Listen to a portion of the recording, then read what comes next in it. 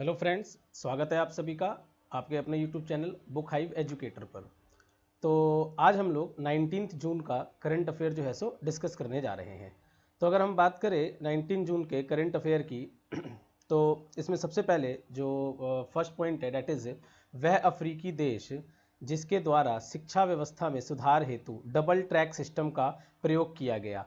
तो दोस्तों इसका जो सही आंसर होगा वो घाना होगा। ठीक है, हाल ही में अगर हम इसके एक्सप्लेनेशन की बात करें तो हाल ही में मध्य अफ्रीकी देश घाना ने माध्यमिक शिक्षा को सार्वभौमिक बनाने के उद्देश्य से मुफ्त सीनियर हाई स्कूल नीति अपनाई। ठीक है, जिसके तहत घाना की सरकार ने डबल ट्रैक सिस्टम का प्रयोग किया था। घाना द्वारा प्रयोग किए जाने वाले डबल ट्रैक सिस्टम में विद्यार्थियों को दो टोलियों में पढ़ाने की योजना बनाई गई है। इस प्रणाली में जब एक टोली को पढ़ाया जाता है तो दूसरी टोली के लिए स्कूल बंद कर दिया जाता है।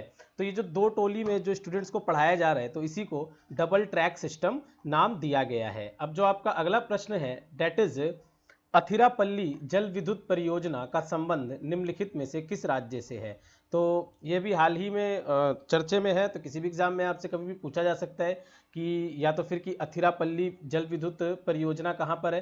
तो अगर हम इसके उत्तर की बात करें तो यह है केरल से संबंधित है। ठीक है, इसका जो सही आंसर होगा वो केरल होगा। तो जो अथिरापल्ली जल विद्युत परियोजना है ये 163 मेगावाट क्षमता की जल विद्युत परियोजना है जिसे केरल के त्रिशूर जिले में संवेदनशील चलकुड़ी नदी पर स्थापित किया गया है। ठीक है, तो यहाँ पे ये भी एक पॉइंट इंपॉर्टेंट हो जाता है कि यह किस नदी पर स्थित है, तो चलकुड़ी नदी पर स्थित है। इस परियोजना के तहत 30 मीटर ऊंचे तथा 311 मीटर लंबे गुरुत्वाकर्षण बांध का निर्माण प्रस्तावित है। इस परियोजना के संचालन में स्थानीय नागरिकों को भारी जन विरोध के कारण परियोजना पूर्ण रूप से दीर्घकालीन परियोजना में परिवर्तित हो गई है।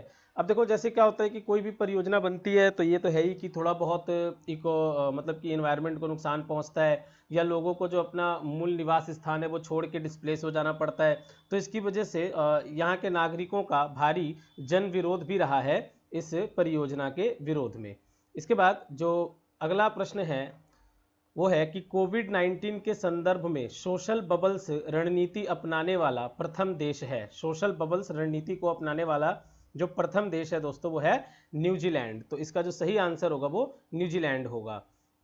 तो अगर हम इसके एक्सप्लेनेशन की बात करें तो कोविड 19 के प्रकोप को नियंत्रित करने के लिए न्यूजीलैंड द्वारा सोशल बबल्स रणनीति अपनाई गई, जिसके तहत विशेष सामाजिक समूह को महामारी के दौरान एक दूसरे से मिलने की अनुमति प्रदान की गई। ठीक है, कि महामारी के दौरान भी एक दूसरे से मिलने के लिए जो अनुमति प्रदान की गई तो इसी को सोशल बबल्स नाम दिया गया है। तो अगर इस मॉडल की बात करें तो इस मॉडल के तहत यदि किसी व्यक्ति में कोविड 19 के लक्षण पाए जाते हैं तो तो उस स्थिति में संक्रमण के प्रसार को रोकने के लिए समूह के सभी लोगों को क्वारंटीन कर दिया जाएगा। ठीक है, इसके बाद चलते हैं अगले प्रश्न पर। तो अगला प्रश्न है वह राज्य सरकार जिसके द्वारा हाल ही में पुलिस कर्मी हेतु स्पंदन अभियान प्रारंभ किया गया। ठीक है, तो इसका जो सही आंसर होगा वो छत्तीसगढ़ होगा कि हाल ही में छत्तीसगढ़ सरकार के द्वारा स्पंदन अभियान की शुरुआत की गई। तो समझते हैं कि स्पंदन अभियान है क्या। तो छत्तीसगढ़ राज्य सरकार द्वारा राज्य के पुलिस कर्मियों की शिकायतों को तुरंत समाधान एवं अवसादग्रस्त अधिकारियों को चिकित्सा उपचार और परामर्श उपलब्ध कराने के उद्देश्य से स्पंदन अभियान प्रारंभ किया गया। तो मेनली ये किससे रिलेटेड है कि राज्य के पुलिस कर्मियों से संबंधित है अगर आप यहाँ पे देखेंगे तो। ठीक है, तो इस अभियान के तहत पुलिस अधीक्षक प्रत्येक शुक्रवार को अपने जिले में परेड का आयोजन करेंगे। इसके अतिरिक्त पुलिस कर्मियों को एक योग कक्षाओं की व्यवस्था भी की जाएगी। तो ये स्पंदन अभियान के अंतर्गत आने वाले सभी प्रमुख बिंदु हैं। इसके बाद जो आपका अगला प्रश्न है वो है भारतीय रेलवे द्वारा विकसित रोबोट जिसे रेलवे स्टेशनों की सुरक्षा हेतु विकसित किया गया है। तो इस रोबोट का नाम जो दोस्तों वो कैप्टन अर्जुन है इसका नाम। ठीक है, और इसको पुणे में, ठीक है, अगर हम इसकी स्थापना की बात करें तो इसको महाराष्ट्र के पुणे रेलवे पे स्थापित किया गया है। तो भारतीय रेलवे सुरक्षा बल द्वारा हाल ही में कैप्टन अर्जुन नामक एक रोबोट विकसित किया गया है।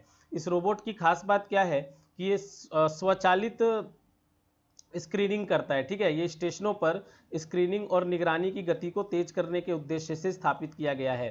खास बात यह है कि केवल 0.5 सेकंड में, अगर हम बात करें तो केवल 0.5 सेकंड के अंदर ये टेम्परेचर मेजर कर लेता है लोगों का, ठीक है। तो काफ़ी फास्ट है ये, ठीक है।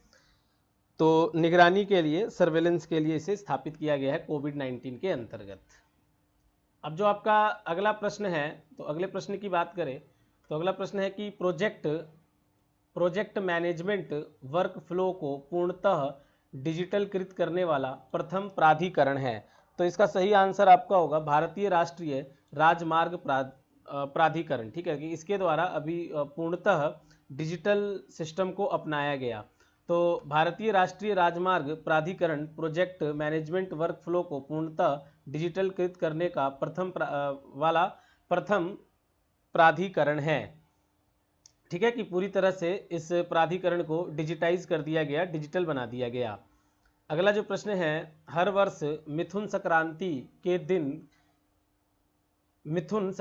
के दिन से किस राज्य में रज पर्व मनाया जाता है। अब ये आपके एक ऐसे भी क्वेश्चन बन जाता है कि रज पर्व किस राज्य से संबंधित है, ठीक है। तो इसका जो आपका सही आंसर होगा वो होगा उड़ीसा। उड़ीसा इसका करेक्ट आंसर है। तो हर वर्ष मिथुन संक्रांति के दिन से उड़ीसा राज्य में रज पर्व अथवा राजा पर्व मनाया जाता है, ठीक है।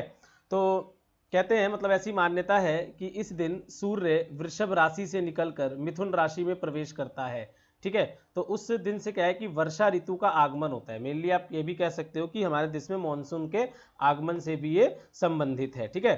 तो इस वर्ष जो ये त्यौहार है वो आपका 14 जून को मिथुन संक्रांति पड़ेगा, ठीक है, जबकि रज पर्व जो है 15 जून से 18 जून तक है, मनाया जाएगा।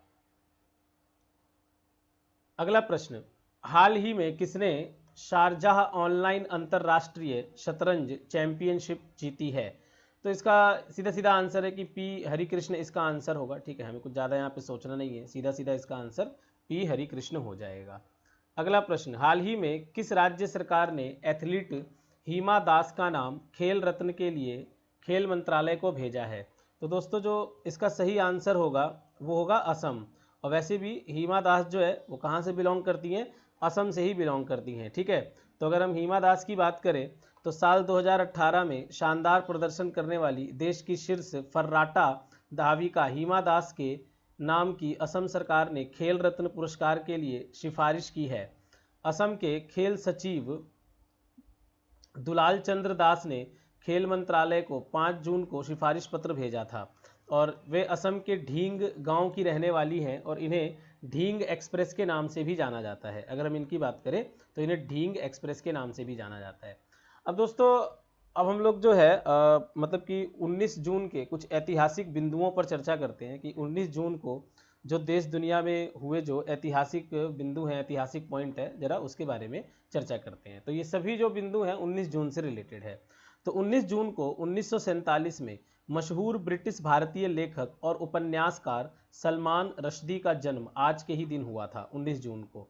19 जून को ही 1945 में कई साल कैद और घर में नज़रबंद होने के बावजूद दुनिया में आज़ादी का प्रतीक बनकर उभरी आन सान सूकी का जन्म आज के ही दिन हुआ था। जो आन सान सूकी है वो म्यांमार की हैं और काफ़ी फेमस हैं, इनको पीस के लिए नोबेल प्राइज़ भी दिया जा चुका है, ठीक है। और जब म्यांमार से रोहिंग्यों को भगाया गया था तब भी ये काफ़ी ज़्यादा चर्चे में थी, ठीक है।